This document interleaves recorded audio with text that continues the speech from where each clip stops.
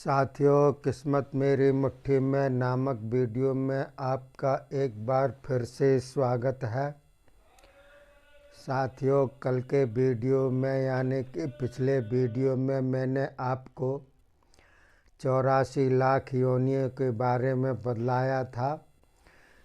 किस योनि में कितने लाख प्रकार की योनियां भोगनी पड़ती हैं और प्रत्येक जीव को यानी कि प्रत्येक आत्मा को इस 84 लाख योनियों से होकर के गुजरना ही पड़ता है हर हालत में। तो साथियों, इसके लिए मैं आपको अगर सुखी जीवन बनाना है प्रत्येक योनि में, तो आप एक नियम धारण कर लीजिए कि अहिंसा परमो धर्मा, अर्थात जियो और जीने दो। जब आप जियो और जीने दो की पद्धति में चले जाएंगे तो किसी भी योनि में आप जाएंगे तो सुखी अनुभव करेंगे, सुख भोगेंगे, क्योंकि जैसा आप बोएंगे वैसा ही काटेंगे। ये सिद्धांत है। आपने देखा होगा कि कुत्ते की योनि जब मिलती है तो कुत्ते कई प्रकार के होते हैं। एग्जाम्पल के तौर पर मैं आपको बतला रहा हूँ। 99% कुत्ते तो आवारा होते हैं, भूख प्यास बनी रहती है, तड़पते रहते हैं, उनका कोई जीवन नहीं होता है, नर्क के समान जीवन होता है और दुत्कारे जाते हैं, वैसे ही सड़क पर पड़े पड़े मर जाते हैं, कुत्ते की मौत मरते हैं, कहावत है। लेकिन जो 1% होते हैं जिन्होंने अपने जीवन में जियो और जीने दो की पद्धति अपना रखी है या फिर अहिंसा परमो धर्मा की पद्धति अपना रखी है, नियम अपना रखा है, वह 1% होते हैं। कार में घूमते हैं, अपनी मैम की गोदी पर रहते हैं और उसका मालिक जो है हर प्रकार की उसको सुविधा देता है। भारी बीमारी में भी उनके डॉक्टर मिल जाते हैं, मालिक हर प्रकार की सहूलियत उपलब्ध कराता है। तो ये तो मैंने एग्जाम्पल दिए। इसी प्रकार से 84 लाख योनि में आदमी की आत्मा भ्रमण करती रहती है। तो आप जो है अगर इस भवसागर को सही ढंग से भोगना चाहते हैं तो आप जो है इस नियम को अपनाइएगा। और अगर इस भवसागर से पार होना चाहते हैं, तरना चाहते हैं, तो इस संसार की मोह माया को बिल्कुल ही त्याग दीजिएगा, क्योंकि अगर जब तक मोह माया को नहीं त्यागेंगे तब तक आप इसी पृथ्वी पर, इसी मृत्यु लोक पर अटके रहेंगे और भोगते रहेंगे। और अगर आप अपने इष्ट देव से संबंध बनाए रखेंगे जीवन में प्रतिक्षण, तो आपकी मृत्यु तो अटल है, कभी भी हो सकती है, सोते सोते भी हो सकती है, चलते फिरते भी हो सकती है। इसलिए कहा गया है कि हर समय ईश्वर का ध्यान रखना चाहिए और ईश्वर से, अपने इष्ट देव से संपर्क बना के रखना चाहिए, जिससे कि इसमें संसार से मुक्ति पा सकें और संसार रूपी भवसागर से तर सकें और किसी ऐसे नक्षत्र पर आपकी जीवन हो जो कि स्वर्ग के समान होता है, क्योंकि नक्षत्र असंख्य हैं, तारे असंख्य हैं। किसी पे भी जो है आपके इष्ट देव आपकी आत्मा को ले जा कर के, आत्मा के साथ में कारण शरीर भी होता है साथ में, जो कि आपके कर्म का लेखा जोखा रहता है।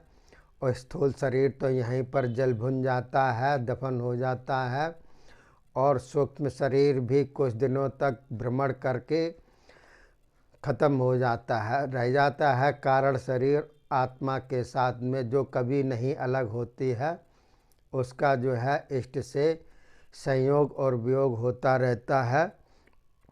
तो आप अगर मान लीजिए यहाँ पर अपने संसार से असंतुष्ट हैं, सुखी नहीं हैं और नश्वर जीवन जानते हैं, कोई सुख दुख आने जानी माया है, इस प्रकार से आप जो हैं अपने आप को संतुष्ट रखिएगा और ईश्वर में आप निरंतर रमिएगा, जिससे कि आप भवसागर से पार हो सकें। ये तो हुई आध्यात्मिक बात।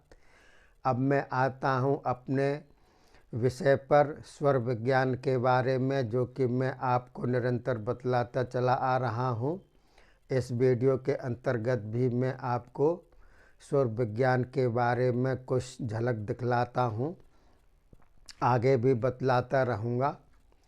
देखिए, जैसे कि किसी के शरीर में जहर व्याप्त हो गया है, किसी ने खा लिया है, कीड़े मकोड़े ने जहर चढ़ गया है आपके शरीर में, या आपने स्वयं ही जहर खा लिया है, आपके खून में जहर पहुंच गया है, तो आप स्वर विज्ञान के अनुसार चंद्र स्वर में जल तत्व चलाइएगा।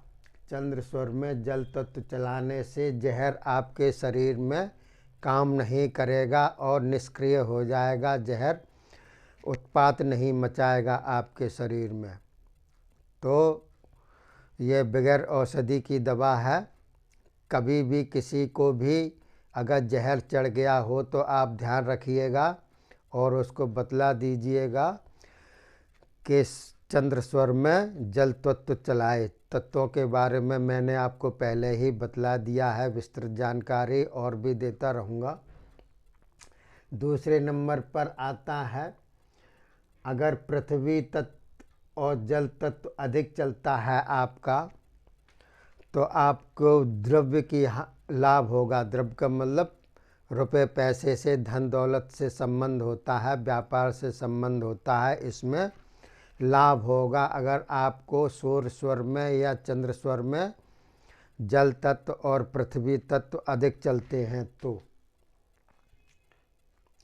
और स्वास्थ्य की लाभ भी होगा, द्रव्य की भी लाभ होगा और स्वास्थ्य का भी लाभ होगा। तीसरे नंबर पर अग्नि तत्व और वायु तत्व अगर अधिक बहते हैं आपके शरीर में नाक के द्वारा, तो अग्नि तत्व और वायु तत्व बीमारी का कारण होता है। बीमारी अधिक होती है अग्नि तत्व में और वायु तत्व में।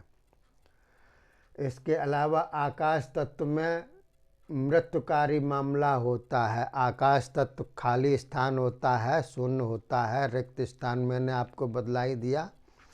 4 मिनट चलता है वह, उसमें ये मृत्यु का कारण होता है, समाप्ति का कारण होता है। कभी भी आपका अगर आकाश तत्व चले तो आप तैयार हो जाइएगा। आकाश तत्व में आप ईश्वर की आराधना करिए, योगाभ्यास करिए, इसीलिए बतलाया जाता है क्योंकि ये मृत्युकारी होता है। अगर उस समय आपकी मृत्यु हो गई और आप ईश्वर में ध्यान मग्न हैं, तो निश्चित रूप से आपका ईश्वर से संबंध प्रगाढ़ हो जाएगा और आपकी सद्गति होगी। तो आकाश तत्व में मृत्युकारी होता है। और अगर शनि के कारण कोई भी आपके शरीर में व्याधि पैदा हो गई है, तो सूर्य स्वर चलाएं आप। सूर्य स्वर लाभकारी होता है। और अगर गर्मी के कारण कोई व्याधि यानी कि बीमारी हो गई है गर्मी के कारण, तो चंद्र स्वर चलाइएगा आप, तो वह बीमारी दूर हो जाएगी। 5 में दिया हुआ है, जल तत्व में पृथ्वी तत्व अगर चलता है तो लड़का होता है। ये जो है गर्भ से संबंधित बात बतलाई गई है। जो आदमी पैदा होता है तो कैसे होता है, जल तत्व में जब पृथ्वी तत्व चलता है तो लड़का पैदा होता है और वो भाग्यशाली और सदाचारी होता है। और जब वायु तत्व में होता है तो लड़की पैदा होती है। आकाश तत्व में माँ की या तो मृत्यु हो जाएगी या फिर गर्भ ठहरेगा नहीं, और ठहरेगा तो गिर जाएगा। और अग्नि तत्व में गर्भपात होता ही है, ये निश्चित है। तो देखिए, जब आप जो है संभोग करते हैं तो उस समय कौन सा तत्व चल रहा है उसके बारे में ये बतलाया गया है कि लड़की होगा कि लड़का होगा और किस प्रकार से सदाचारी होगा, कि कैसा गर्भपात होगा, कि गर्भ गिरेगा या माँ को कष्ट होगा। ये जानकारी दी गई है। और भी जानकारी मैं आपको देता रहूँगा स्वर विज्ञान के बारे में, क्योंकि स्वर विज्ञान बहुत ही बढ़िया विज्ञान है। बिना पैसे के आप इससे लाभ उठा सकते हैं, बस आपको नॉलेज होनी चाहिए। इसके साथ ही मैं अपने वाणी को विराम देता हूँ। आगे वीडियो का इंतज़ार कीजिएगा। अगर मेरा वीडियो अच्छा लगे तो सब्सक्राइब कीजिएगा, लाइक कीजिएगा और शेयर कीजिएगा। हमारे निरंतर वीडियो देखने के लिए आप जो है सर्च कर सकते हैं किस्मत मेरी मुट्ठी में। अगर कोई परेशानी हो, दिक्कत हो तो मोबाइल से आप व्हाट्सएप पर बात कर सकते हैं। तब तक के लिए धन्यवाद। जय हिंद, जय भारत।